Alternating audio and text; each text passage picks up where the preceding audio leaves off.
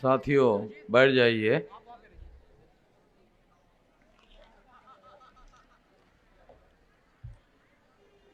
अभी बहुत सारे लोगों की ख्वाहिश थी, बोलना चाहते थे,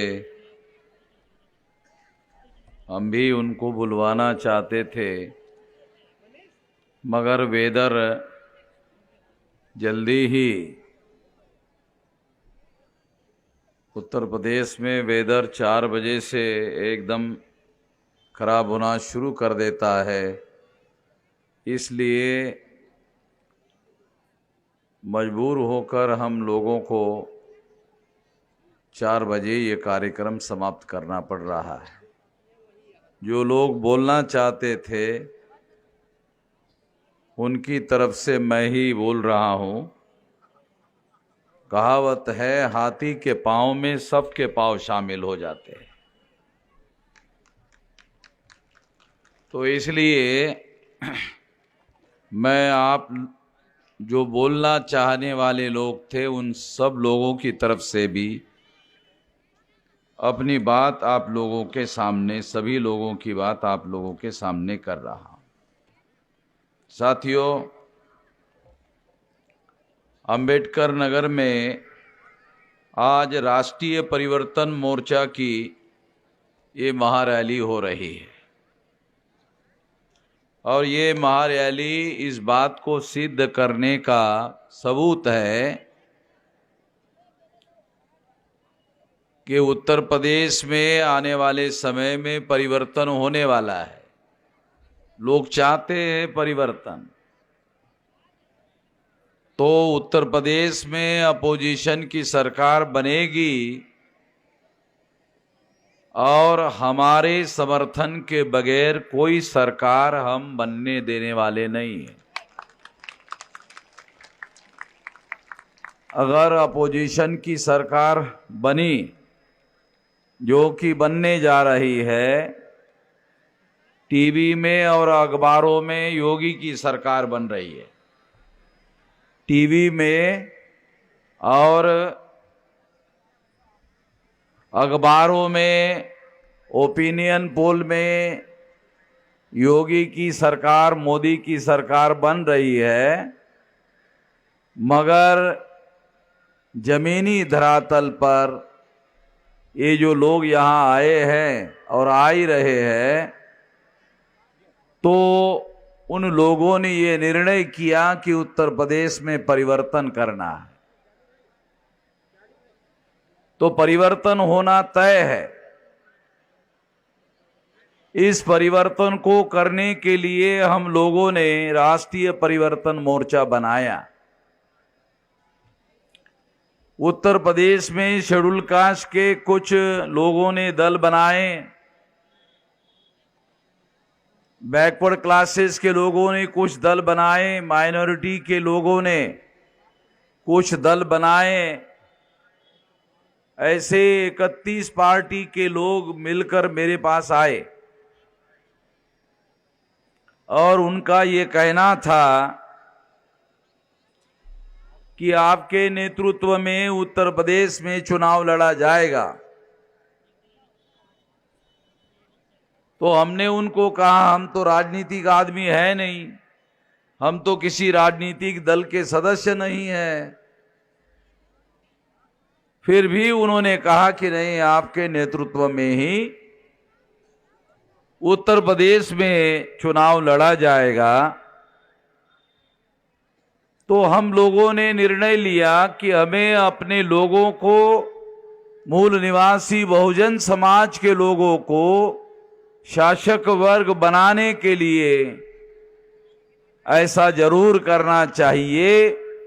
इसलिए ये प्रस्ताव हमने स्वीकार किया कि हम लोग उत्तर प्रदेश में शासक वर्ग बनाना चाहते हैं और ये शासक वर्ग बनाने के लिए हम लोगों ने ये निर्णय लिया ये राजनीतिक चुनाव में हस्तक्षेप करने का निर्णय लिया और इसके लिए राष्ट्रीय परिवर्तन मोर्चा बनाया। ये राष्ट्रीय परिवर्तन मोर्चा ये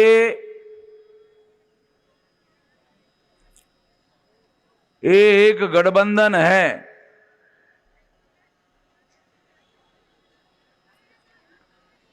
और ये जो गठबंधन है अभी 31 पार्टियों का गठबंधन है। जब बनाया गया था, मगर अभी इसमें लगभग 41 दल हो गए हैं। छोटे, मध्यम और राज्य स्तर के 41 दल हो गए हैं।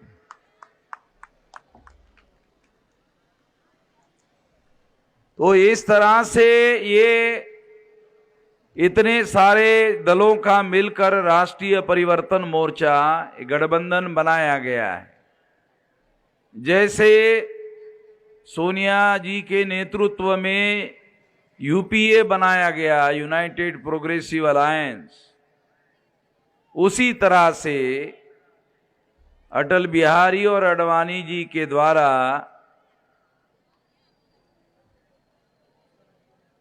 एनडीए बनाया गया, नेशनल डेमोक्रेटिक अलायंस। उसी तरह से तमाम एससी, एसटी, ओबीसी और माइनॉरिटी के लोगों को मिलकर ये राष्ट्रीय परिवर्तन मोर्चा बनाया गया है।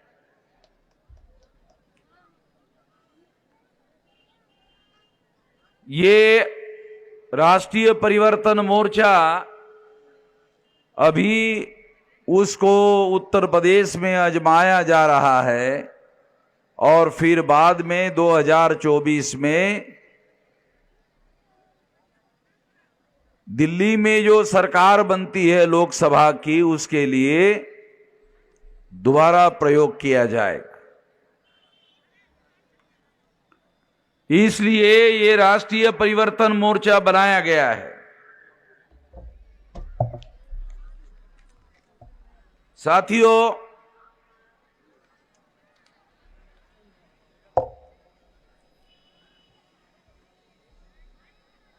हम लोगों को कुछ बातें समझना बहुत जरूरी है।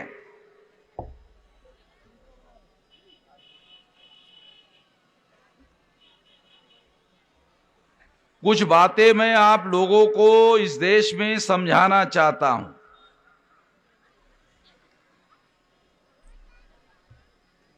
सबसे पहले इस देश में उत्तर प्रदेश के मुख्यमंत्री है योगी।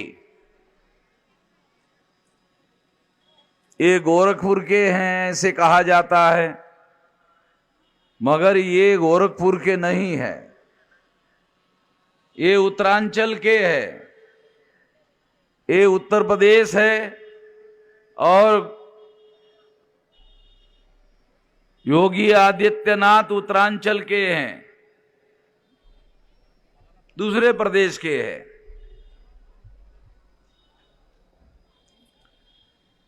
उनको भारतीय जनता पार्टी के लोगों ने उत्तर प्रदेश का मुख्यमंत्री बनाया, ये सोचकर बनाया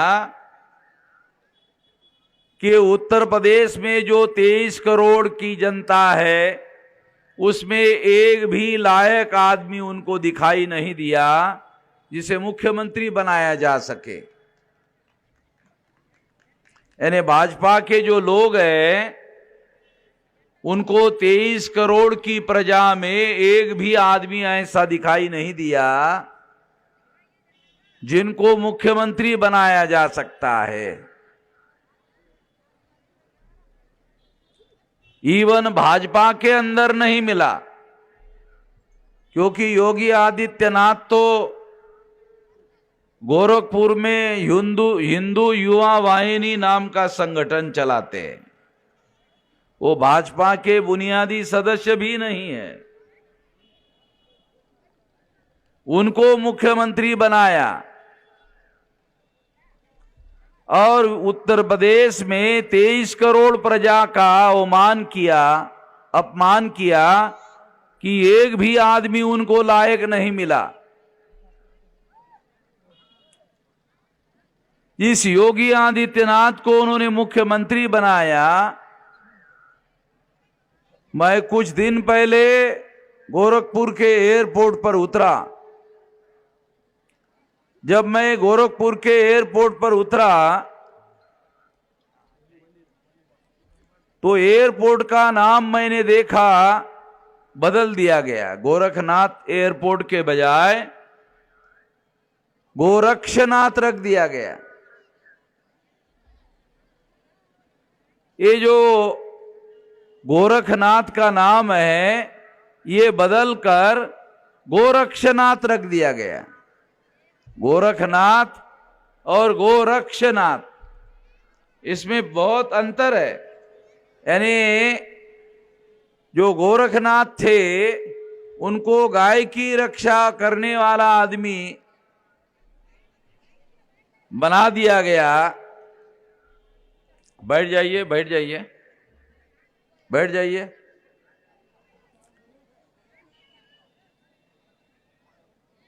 तो मैं कुछ बातें आप लोगों को समझा रहा हूं, उसे आप थोड़ा सा सुन लीजिए ध्यान से। तो इस तरह से गोरखनाथ एयरपोर्ट का नाम बदलकर गोरक्षनाथ कर दिया, यानी उसको गाय की रक्षा करने वाला बताया, शुरू कर दिया। गोरखनाथ का क्या इतिहास है? जो बुद्धिज्म में हीनयान, महायान, वज्रयान, तंत्रयान, ये 4 पंथ है। उसमें गोरखनाथ तंत्रयान शाखा के प्रधान आचार्य है बुद्धिज्म के। इसका सबूत क्या है कि ब्राह्मण धर्म के जितने भी साधु होते हैं वो जटाधारी होते हैं। योगी आदित्यनाथ जटाधारी नहीं है, वो चंपी वाले हैं, पूरी चंपी करते हैं जैसे बौद्ध भिक्षु करते हैं। चंपी वाले हैं। बौद्ध भिक्षुओं की जैसे टक्कल होती है वैसे गोरखनाथ की भी है। क्यों है? क्योंकि बौद्ध भिक्षुओं में ये परंपरा है पूरे बाल काटने की। तो वो परंपरा के तहत उनके जो पुरखे थे गोरखनाथ वो भी इसी तरह से करते थे। तो ये तंत्रयान आचार्य के, तंत्रयान शाखा के प्रधान आचार्य थे। ऐसा पंडित हजारी प्रसाद द्विवेदी नाम के ब्राह्मण ने ये लिखे रखा हुआ। ये मैं नहीं कह रहा हूं, ये खुद उनका कहना है, पंडित हजारी प्रसाद द्विवेदी का। दूसरा, वो भगवाधारी कपड़े पहनते हैं। वो भगवा कपड़ा भी ये बौद्ध के भिक्षु जो है वो पहनते हैं। तो योगी आदित्यनाथ ने अपने गुरु का नाम गोरखनाथ के जगह गोरक्षनाथ करने के लिए अनुमति दी। उसके बदले में योगी आदित्यनाथ को मुख्यमंत्री बनाया गया। और इस तरह से योगी आदित्यनाथ ने अपने गुरु के साथ धोखा करने का काम किया। जो अपने गुरु के साथ धोखा करता है वो प्रजा के साथ क्या प्यार करेगा? जिसने गुरु के साथ धोखा किया। और मैं कई जगह बोला, अभी तक कोई जवाब नहीं दिया, ना कोई जवाब है। मैंने पहले कहा था कि ये अयोध्या जो है, ये लोग कहते हैं कि सरयू नदी के किनारे पर बसी है। तो मैंने कहा था नहीं नहीं, ये घाघरा के किनारे बसी हुई है। योगी ने अपने मंत्रिमंडल में रेजोल्यूशन पास किया कि आज से इस नदी का नाम घाघरा नहीं होगा, सरयू होगा। तो मेरी बात सच निकली। डॉक्यूमेंट में ये रेजोल्यूशन में लिखना पड़ा कि आज से इसका नाम घाघरा नहीं होगा, सरयू होगा। यानी आज के पहले घाघरा था, मगर आज से होगा। हो गया साबित। मैं कुछ दिन पहले उस नदी के पास से गुजर रहा था, तो बोर्ड अभी भी घाघरा का ही लगा हुआ है, वो ऐसे अभी बदला नहीं है। वहां मंत्रिमंडल में बदल दिया। मैं ये इसलिए कह रहा हूं कि ये धोखाधड़ी हो रही है और धोखेबाज लोगों से हम लोगों को सावधान रहने की जरूरत है। एक तो ये बात मैं आप लोगों को बता रहा हूं। दूसरी बात, नरेंद्र मोदी देश के प्रधानमंत्री हैं और वो डेली विकास विकास विकास विकास विकास और विकास, केवल विकास की बात करते हैं। नरेंद्र मोदी केवल विकास की बातें करते रहता है और कहता है कि उत्तर प्रदेश में हमने 3-3, 4-4 एक्सप्रेस हाईवे रोड बना दिया। अब बना तो दिया, बात तो सही है, मगर उस हाईवे ने 1 लेन रोड था 2 लेन बनाया, 2 लेन रोड था 4 लेन बनाया, 4 लेन था 6 लेन बनाया, 6 लेन था 8 लेन बनाया। उसमें लिख दिया यहां पर बैलगाड़ी लेकर नहीं चल सकते, यहां साइकिल लेकर नहीं चल सकते हैं, यहां पर मोटरसाइकिल लेकर नहीं चल सकते हैं, यहां केवल 4 व्हीलर गाड़ी चलेगी। इसका मतलब यह है कि ये लोगों ने जो रोड बनाए उस पर हमारे लोगों को चलने भी नहीं देना चाहते। तो ये विकास क्या करने का? ये तुम्हारा जो ये विकास है, ये विकास का क्या करने का? चाटने का। जैसे हम घर में खाना खाते हैं तो अचार चाटने के लिए रखते हैं ना, तो क्या चाटने का जिस पर हम लोगों को चलने नहीं दिया जाता? क्या करने का? फिर कहते हैं कि उत्तर प्रदेश में 13 इंटरनेशनल एयरपोर्ट बनाए, वहां से इंटरनेशनल देश में जाने के लिए फ्लाइट चलेगी, एरोप्लेन चलेगी। कितने लोग हैं भाई यहां एरोप्लेन में बैठने वाले? हमारे लोग तो एरोप्लेन में बैठने वाले नहीं है। हमारे लोग क्या करते हैं, जब एरोप्लेन आकाश में उड़ता है तो घर के अंदर से भागते हुए आंगन में आकर देखते हैं। कम से कम देख ही थे, क्योंकि वो सोचते साला बैठना तो होने वाला नहीं है, चलो देख ही लेते हैं। तो क्या करने का? ये नरेंद्र मोदी का विकास जो है बोलता 13 एयरपोर्ट है। हम लोगों को कौन सा विकास चाहिए? मैं वो बात आप लोगों को बताना चाहता हूं। 75 साल हो रहे हैं आजादी को, जिसके बारे में ये लोगों ने सोचा नहीं।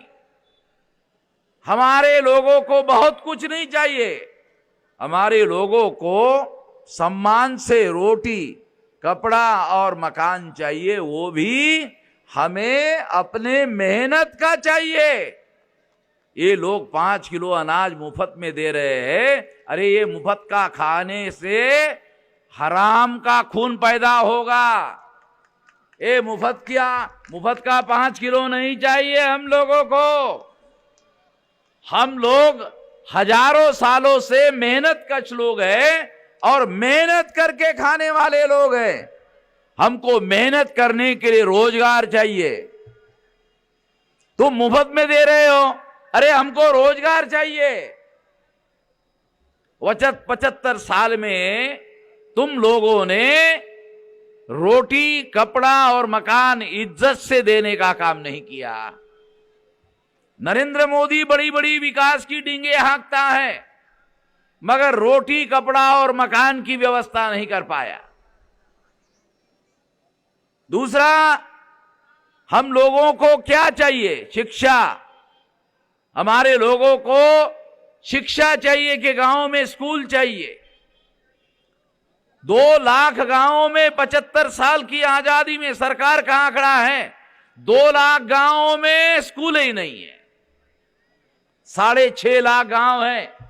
6.5 लाख गांवों में से 2 लाख गांवों में स्कूल ही नहीं है। वहां के बच्चों को अपने गांव से आगे 3 किलोमीटर, 5 किलोमीटर, 7 किलोमीटर चलते हुए जाना पड़ता है। तो योगी ने मंत्रिमंडल में रेजोल्यूशन पास किया कि उन बच्चों को जो 3 किलोमीटर, 5 किलोमीटर, 7 किलोमीटर पैदल चलते हुए जाते हैं, उनको रोडवेज की बस में बैठने के लिए टिकट नहीं लगेगा, फ्री बैठने को मिलेगा, फ्री बैठने को मिलेगा। तो हमने गांव में कुछ लोगों को भेजा, जाओ भाई सर्वे करो, पता करो कि बच्चों को बैठने को मिल रहा क्या रोडवेज के बस में।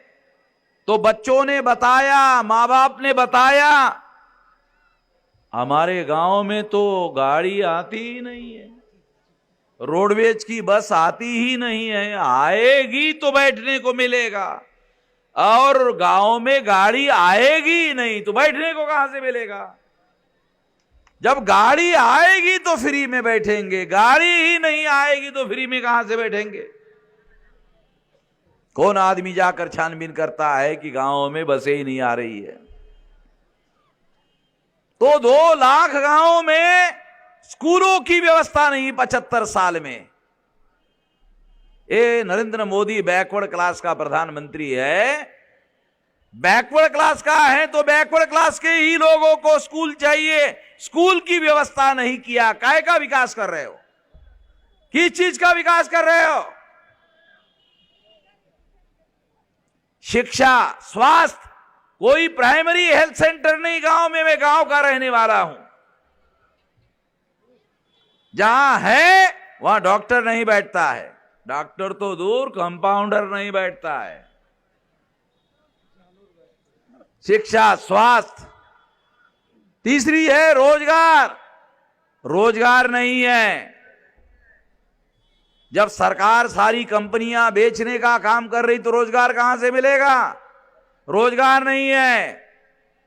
रोजगार दिया जा सकता है, रोजगार नहीं तो स्वयं रोजगार दिया जा सकता है, स्वयं रोजगार नहीं तो बेरोजगार भत्ता दिया जा सकता है। मैं अमेरिका, लंदन, यूरोप में जाके देखा, वहां जब कोई आदमी नौजवान बेरोजगार होता है, वो जिलाधिकारी कार्यालय में जाके कि मैं बेरोजगार हूं, मुझे रोजगार नहीं मिल रहा है, तो वो सरकार कहती है चलो आपका अकाउंट नंबर है, लिखवा दो। वो अकाउंट नंबर लिखवाता है, वो घर में पहुंचने के पहले उसके अकाउंट में पैसा पहुंच जाता है। कहते 6 महीने तक आपको बेरोजगार भत्ता दिया जाएगा और 6 महीने में आपको रोजगार दिया जाएगा। रोजगार मिलेगा तो भत्ता बंद हो जाएगा। इतने प्रधानमंत्री हुए, रोटी, कपड़ा और मकान, शिक्षा, स्वास्थ्य और रोजगार, रोजगार नहीं तो स्वयं रोजगार, स्वयं रोजगार नहीं तो बेरोजगार भत्ता। इतना छोटा काम, इतना छोटा काम ये प्रधानमंत्रियों ने इतना छोटा काम नहीं किया। इसलिए कहता हूं कि ये जो प्रधानमंत्री हुए हैं, जिन्होंने ये छोटा काम नहीं किया, ये साधारण लोगों की नजर में ये सारे प्रधानमंत्री नालायक लोग हैं। इनको मैं नालायकी का सर्टिफिकेट देता हूं कि ये नालायक लोग हैं। 75 साल तक इनको मौका मिला, इतना छोटा काम नहीं कर पाए। बड़ी बड़ी डींगे हाँकते हैं। गरीब के लिए विकास क्या करने का, जब ये काम नहीं है, इतने छोटे काम नहीं किए। तो इसलिए साथियों, इन लोगों को बदलना होगा। जब 75 साल तक इन लोगों ने आप लोगों के साथ धोखा किया, 26 जनवरी 1950 को संविधान दिया और संविधान में बाबा साहब आंबेडकर ने आपको एक मूल्यवान अधिकार दिया, वोट का अधिकार। तो आप लोग मानते हो वोट का अधिकार तो वोट देने का अधिकार है, गलत है। वोट का अधिकार वोट देने का अधिकार नहीं, वोट का अधिकार शासक बनने का अधिकार है। वोट का अधिकार वोट देने का अधिकार नहीं है। इसका उपयोग शासक बनने के लिए भी किया जा सकता है।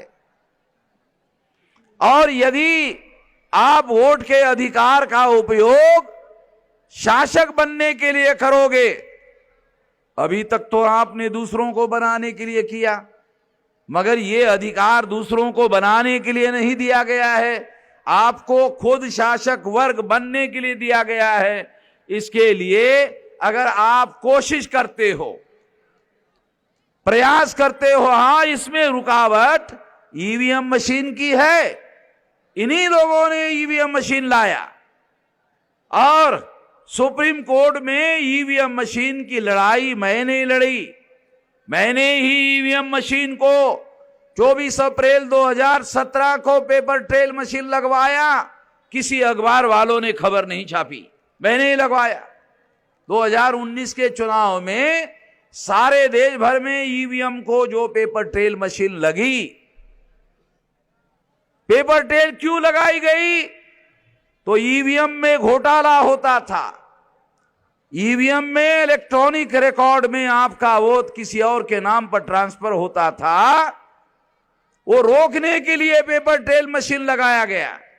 अब पहले एक मशीन होती थी, अब 2 मशीन हैं। एक मशीन ईवीएम मशीन है, अगर वो वोटों की चोरी करती है तो पेपर ट्रेल मशीन चोरी पकड़ने का काम करती है। ये मशीन लगाई गई है। तो इसलिए आप लोगों को पूरे ताकत के साथ, पूरे शक्ति के साथ आने वाले समय में वोट का उपयोग और प्रयोग करना है शासक बनाने के लिए अपने लोगों को। अब मैं आखिरी बात कहना चाहता हूं, बहुत ज्यादा बात, लंबी बात नहीं कहना चाहता।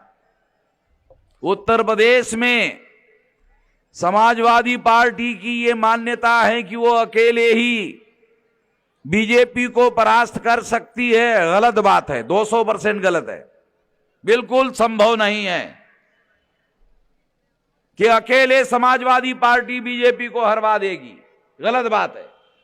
मेरे से स्टैम्प पेपर पर लिखवा लेना, मैं 90 से उत्तर प्रदेश में काम कर रहा हूं, महाराष्ट्र का रहने वाला हूं, और उत्तर प्रदेश में 90 से संगठन ने मुझे यहां लगाया, तो 90 से मैं जानता हूं उत्तर प्रदेश के जमीनी हालात को। बीजेपी को अगर परास्त करना है तो महागठबंधन बनाना होगा। अभी हम लोगों ने 41 पार्टियों के मिलकर, पॉलिटिकल पार्टियों ने मिलकर गठबंधन बनाया। हम वाम से भारत मुक्ति मोर्चा और बहुजन क्रांति मोर्चा से इसका बाहर से समर्थन करेंगे, दूसरी ताकत। तीसरी ताकत बहुजन मुक्ति पार्टी की, जिसका 403 विधानसभा में अगर किसी से गठबंधन होता है या नहीं होता है, 403 लोग चुनाव लड़ सकते हैं। ऐसी व्यवस्था, ऐसा नेटवर्क बन चुका है। अगर इसके साथ समाजवादी पार्टी आती है तो ये महागठबंधन होगा, बीजेपी 200% गारंटी से हार जाएगी। अगर इसके साथ में कांग्रेस आती है तो ये महागठबंधन होगा, बीजेपी हार जाएगी। महागठबंधन के बगैर बीजेपी उत्तर प्रदेश में हारने वाली नहीं है। और हम लोग उत्तर प्रदेश में बीजेपी को परास्त करने के लिए महागठबंधन बनाना चाहते हैं। इसके लिए हमारा प्रयास चल रहा है। तो इसलिए यकीन है, विश्वास है कि महागठबंधन बनेगा तो विकल्प खड़ा होगा, विकल्प खड़ा होगा तो ध्रुवीकरण होगा, ध्रुवीकरण होगा तो बीजेपी को परास्त करना संभव होगा। ऐसा करना होगा, हम अपने तरफ से ये करेंगे और आपको अपने अपने इलाके में इस परिवर्तन मोर्चा को गांव-गांव में फैलाना है और बूथ लेवल का संगठन खड़ा करना है। आपके पास अभी समय है, बूथ लेवल का बहुत सारा बन चुका है, और जो जहां भी कमियां है, खामियां है, बूथ लेवल पर कमेटियां बनाओ, और जिस दिन वोट होगा उस दिन कोई आदमी काम पर नहीं जाएगा, घर में रहेगा, और जो वोट को नहीं जाएगा उसको घर से उठाकर वोट डालने के लिए लेके जाओ, उसको वोट डालने के लिए कहो, तैयारी करो। ऐसा करोगे, उत्तर प्रदेश में आपका समाज, Bahujan Samaj, SC, ST, OBC और माइनॉरिटी मिलकर बहुजन बनता है। शेड्यूल कास्ट अकेले बहुजन नहीं है। Schedule caste, schedule tribe, nomadic tribe, MBC, OBC, minority, Muslim, Sikh, ईसाई, बुद्धिस्ट, जैन, लिंगायत, ये मिलकर बहुजन बनता है। और ये बहुजन देश का शासक वर्ग बनेगा तो हम खुद फैसला लेने लायक हो जाएंगे। अभी हम मांग कर रहे हैं कि ये करो वो करो, नहीं, हम खुद ही शासक वर्ग बनेंगे तो खुद ही फैसले लागू कर देंगे, खुद ही फैसले लेंगे। खुद फैसले लेने वाले हमें बनना है और हमें किसी के पास जाकर टिकट मांगने की जरूरत नहीं है। अभी टिकट छापने का कारखाना हमने ही खोल दिया है। अभी टिकट मांगने के लिए कहीं जाएंगे नहीं। हमारे लोगों को मांगने की बहुत आदत है, ये दो वो दो, ये दो वो दो, मांगते रहते हैं।